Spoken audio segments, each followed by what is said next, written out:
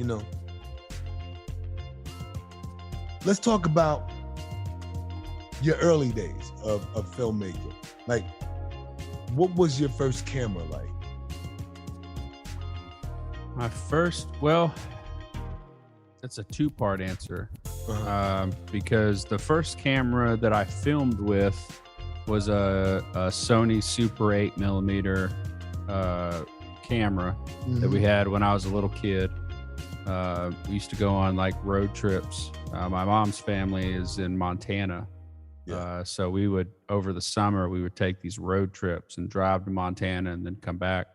So my dad bought this camera so that we could film, you know, when we went. And then when friends of mine would come over and have sleepovers, I would go get that camera and make little movies with my action figures. So that's technically the first camera that I filmed on. But the first camera that I ever actually owned myself was a little Sony camcorder that used those little mini DVD tapes. Yeah. And it's pretty crummy in comparison to what we're using now. But back then, but back we then, thought we were Steven Spielberg and shit. Oh yeah, man. Because I had a little lens adapter that I could screw on and widen the image up. Oh yeah, man.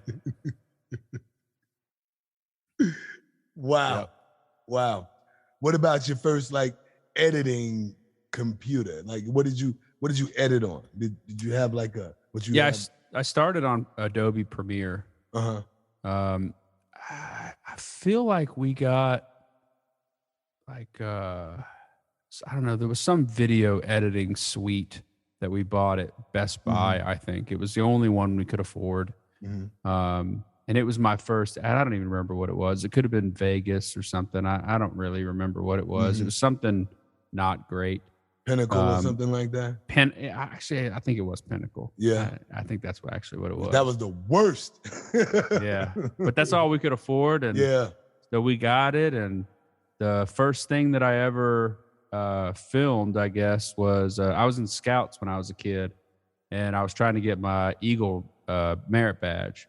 And so I hooked up with one of the fire chiefs in Columbia. And we did a CPR class.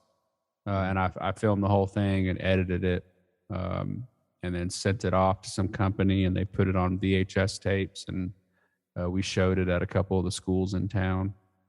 Oh, wow! Yeah. How old were you when you did that? 16 or 17. Okay. It was like right at the end. I just got a car. I didn't even want to do the stuff anymore. Like, you know, you mean I can drive anywhere else? Right.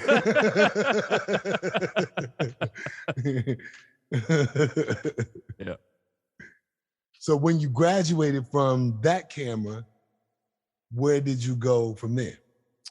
I got I think it was called a Panasonic DX100 or something like that. It was the same one that we used with Ross, actually. Okay.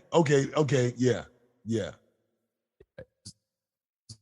Camera, and because it also used the mini DV tapes, so I could swap back and forth on both cameras.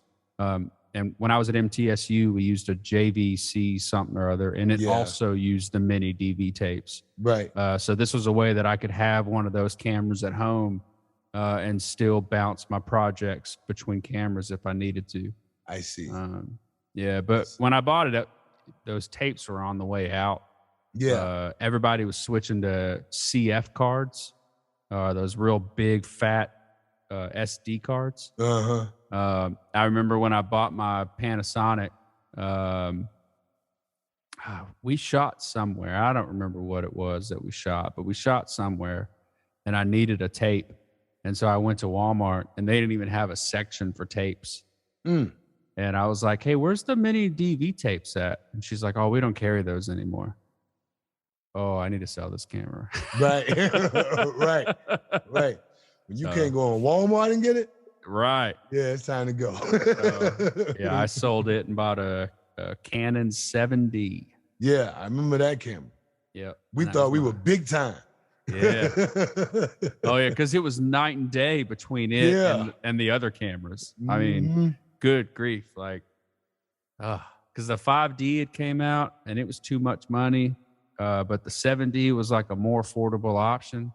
And I remember I brought that footage into school, man, and everybody else was still using their little mini DV cameras that they were either checking out or had at home. And I brought in a 7D footage. That's, man, it looked like it was straight out of Hollywood, man. Now, granted, it sucked, but like the crispness of the image, man, it was just. Oh yeah, I remember that camera. Night and day. I remember. I was so in awe of you with that camera. It was like, wow, Brandon actually has one. Yeah, it was cool because there was a movie that I wish I could remember the name of it.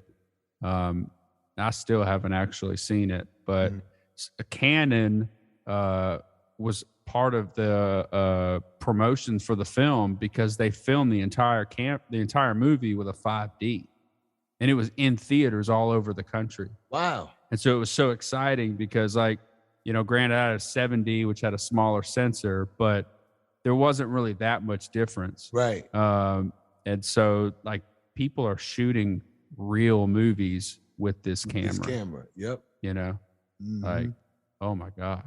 Like, I remember when we shot the Evolution music videos, the first ones we shot with that Canon,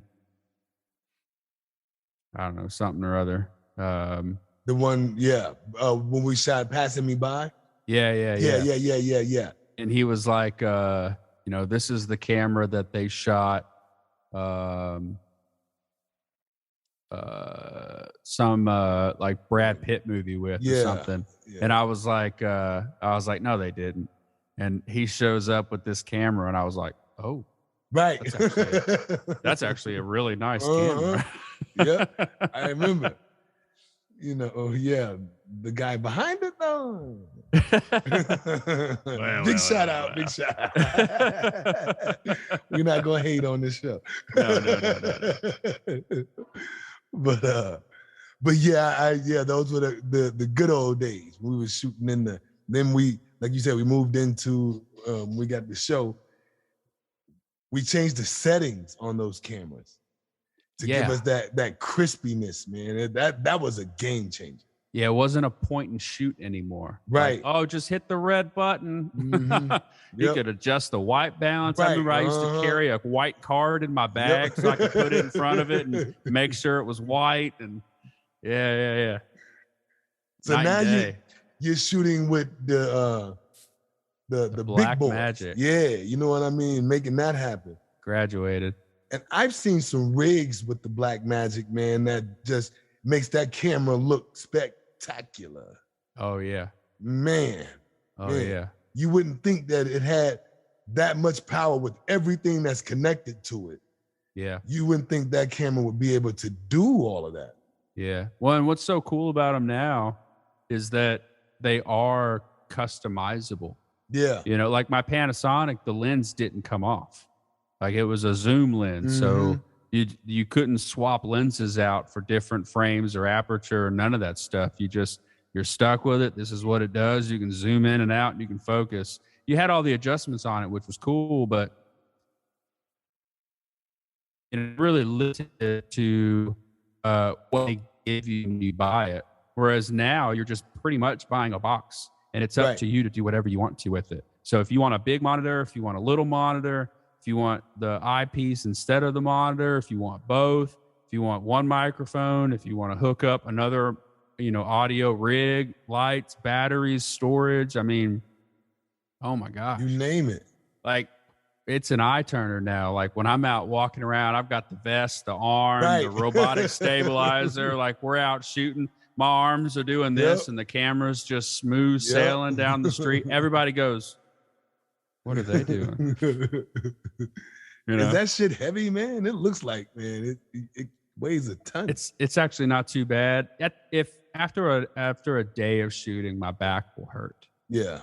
Because I don't do it enough, I guess. But it's not too bad because it all works down to your chest, and you're wearing this vest that's strapped around you, so the weight's distributed pretty well. Now, just carrying it, it's too heavy. Yeah, I can see that. But being out shooting, it's not a big deal. Okay. Yeah. All right. It's a long way from where we started. Yeah. You know, like Damn when I was sure. in college, there was indie filmmakers were making YouTube videos about how to make cheaper gear.